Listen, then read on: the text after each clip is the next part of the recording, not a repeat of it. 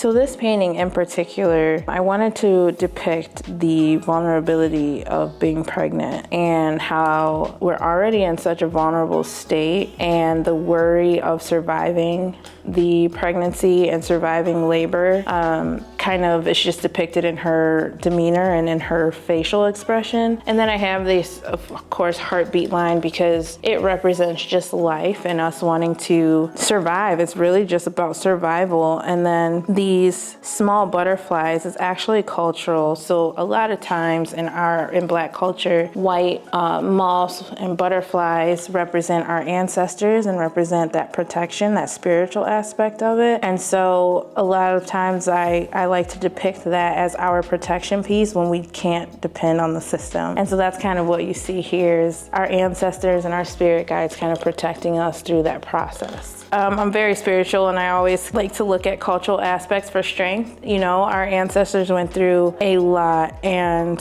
so through my pregnancies, I always kind of would meditate, I would pray, and I would always see these white moths flying around in times where I felt most vulnerable during my pregnancy, or when I needed to really rely on strength from elsewhere, you know, above me, like beyond me. And I started to look it up and do some research, and I realized that that is a part of, you know, our culture and spiritual aspect of seeing the white moths and the butterflies for protection. I wanted to represent life, you know, and that obviously in a hospital, when you're connected to the machines, that is the indicator that you're alive. And so I wanted to bring that forward too. It's just an added aspect of symbolism when it comes to just wanting to survive labor and wanting to, you know, that vulnerability there, that we're holding life too, you know, we're growing life. And as a mom, you just want to do everything you can to bring your baby safely into the world. So I hope that that's what these lines depict, and the butterflies in her expression and things like that.